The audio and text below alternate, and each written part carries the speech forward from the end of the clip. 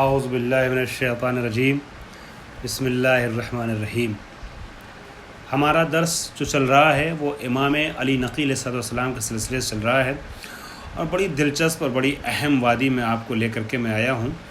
میں نے عرض کیا امام علی نقی کے متعلق کتابوں کا ذکر کرتے ہوئے آپ کا انفرادی تعارف یا فردی شناسنامہ اور اس کے بعد آپ کی ولادت اور شہادت کے سلسلے سے مختصر گفتگو کرتے ہوئے آپ کی امامت کے سلسلے میں اور دلائل امامت کے سلسلے میں کچھ باتیں پیش کی، اور میں نے عرض کیا کہ آپ کی امامت کا زمانہ جو تھا وہ 34 سال تھا، کیونکہ 212 ہجری میں آپ کی ولادت واقع ہوئی ہے۔ ٹھیک ہے، 212 ہجری میں آپ کی ولادت واقع ہوئی ہے، اور ظاہر سی بات ہے 254 ہجری میں جب آپ کی شہادت واقع ہوتی ہے تو 42 سال آپ کی عمر بنتی ہے، اور آپ کے والد محترم امام محمد تقی کی شہادت 220 ہجری میں واقع ہوئی ہے 25 سال کی عمر میں۔ تو اب جب 220 سے آپ جوڑیں گے 254 تک تو تقریباً 33-34 سال بنتے ہیں آپ کی امامت کے۔ ٹھیک ہے، اب 34 سال جو آپ کی امامت کا زمانہ ہے، یہ بہت امپورٹنٹ درس ہے آپ کا آج کا اس حوالے سے کہ آپ کی امامت کس زمانے میں تھی، کن شہنشاہوں کے دور سے آپ گزرے ہیں اور کیسے حالات تھے، اس کو سمجھنا بہت ضروری ہے، اور پھر اس سے امام کی علمی اور اجتماعی فعالیتوں کا اور اس کی قدر و منزلت کا کافی حد تک اندازہ لگایا جا سکتا ہے۔ جیسا کہ آپ کے ذہن میں یہ بات محفوظ ہے کہ تیسرا سلسلہ خلافت جو چل رہا تھا خلافت اسلامیہ کے آغاز کے بعد سے، اس مرحلے، اس دور میں، اس زمانے میں امام زندگی گزار رہے تھے۔ پہلا سلسلہ خلافت جو تھا وہ خلافت راشدہ کا تھا، جو سن 11 ہجری سے شروع ہو کر کے سن 40-41 ہجری تک چلا، امام حسن علیہ السلام کی شہادت تک۔ اس کے بعد جو ہے وہ بنی امیہ کی خلافت کا دور شروع ہوتا ہے جو سن 132 تک جاتا ہے، اور پھر 132 ہجری سے بنی عباس کا دور خلافت شروع ہو جاتا ہے۔ امام محمد تقی علیہ السلام اور امام علی نقی علیہ السلام بھی اسی دور میں تھے، یعنی آپ کے والد محترم کو جو 220 ہجری میں شہید کیا گیا وہ خلافت عباسیہ میں، اور آپ کی پوری زندگی جو گزری ہے وہ خلافت عباسیہ میں گزری ہے۔ خلافت عباسیہ میں کن کن حکام کے ساتھ آپ کا سابقہ ہوا اس کو میں پیش کروں گا، لیکن اس کو پیش کرنے سے پہلے میں ایک خاکہ خلافت عباسیہ کے حوالے سے آپ کی خدمت میں پیش کرنا چاہ رہا ہوں، اور یہ بہت اہم خاکہ ہے۔ پہلی بات تو یہ عرض کر دوں کہ بنی عباس کی حکومت جو ہے وہ تاریخ اسلام کی بہت ہی اہم حکومت رہی ہے، بہت سے جہاز سے۔ میں بہت اچھی حکومت نہیں کہہ رہا ہوں، میں لفظ اہم استعمال کر رہا ہوں۔ بہت سی جہتوں سے بڑی اہم اور بڑی لمبی حکومت چلی ہے خلافت بنی عباس، اور یہ میں آپ سے عرض کروں اس کے بعد جو ہے وہ زمانے کے لحاظ سے ایک بڑی حکومت خلافت عثمانیہ یا سلطنت عثمانیہ یا ترکان عثمانی کی حکومت رہی ہے جو 600 سال سے زیادہ چلی ہے، لیکن وہ خاندان رسالت کے حکام نہ تھے۔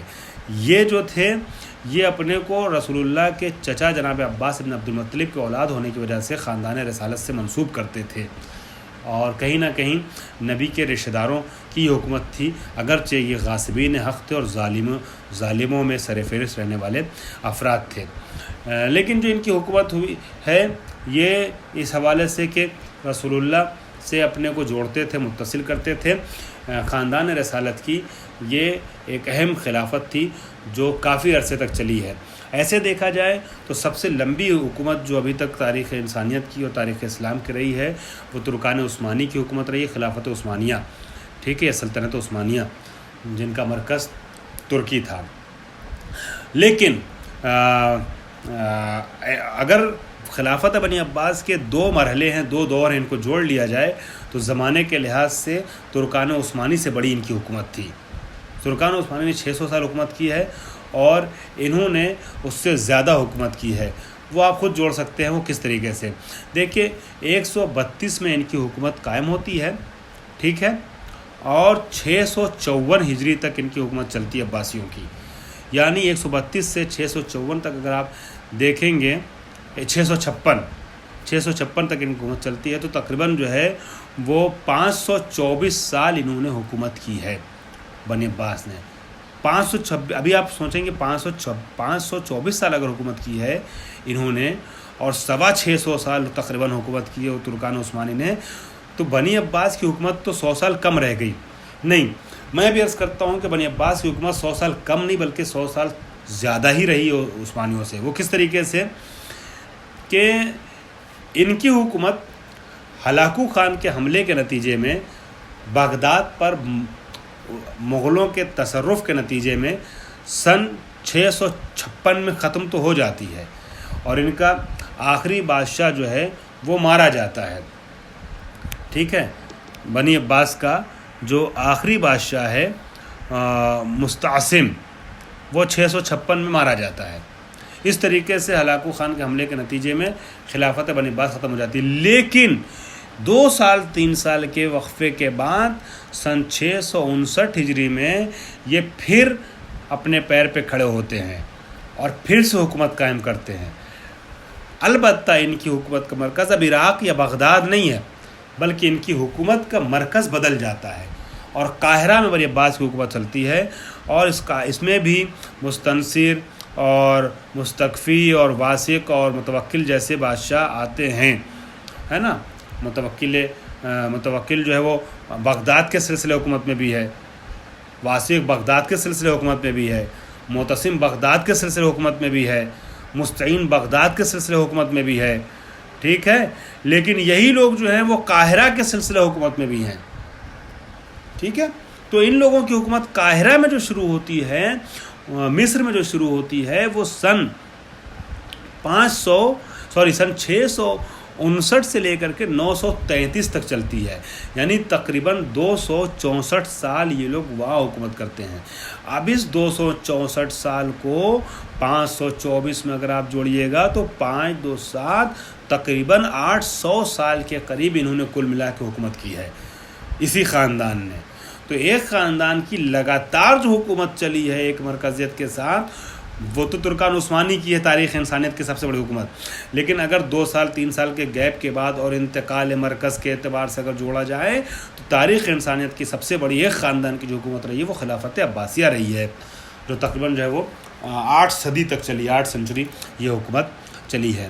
ٹھیک ہے، اب اس کے جو اس سلسلے حکومت کے کا جو سلسلہ ہے، میں کچھ اہم گوشے آپ کی خدمت میں آج حوالے کرنا چاہ رہا ہوں. یہ جو سلسلہ چلا ہے خلافت عباسیہ کا، اس کو 4 حصوں میں بانٹا جائے گا. 4 مرحلوں میں ان کی حکومت رہی ہے، قوت و ضعف کے ساتھ روبرو رہی ہے. پہلا مرحلہ جو ان کا ہے وہ دور اول، وہ 132 ہجری سے لے کر کے 232 ہجری تک کا، یعنی پہلا 100 سال جو ہے.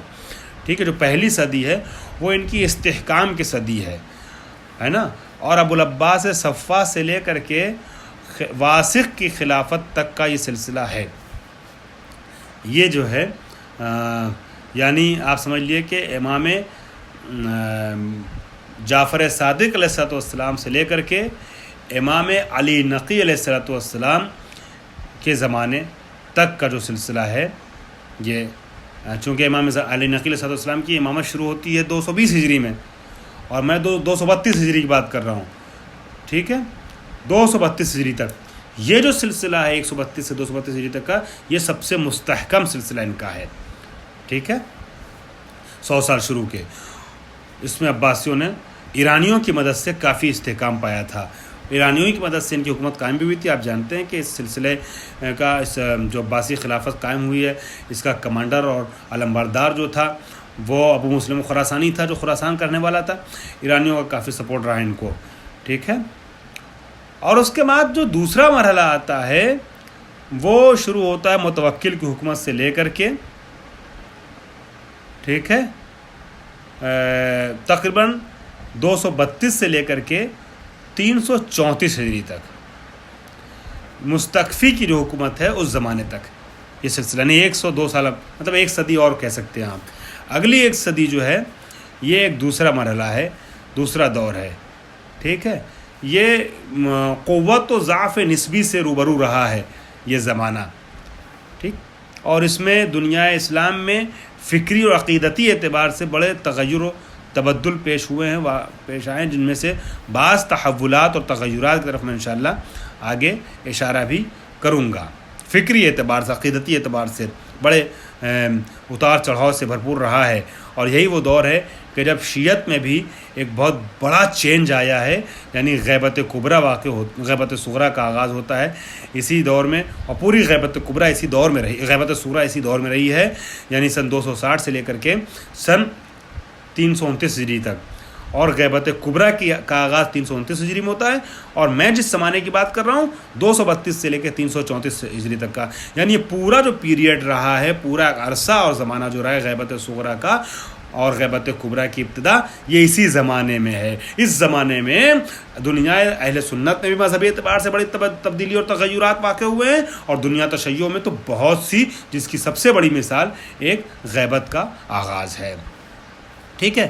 اس کے بعد تیسرا جو دور آتا ہے وہ آل بویا. یہ شیعوں کے لحاظ سے بڑا حسین دور رہا ہے.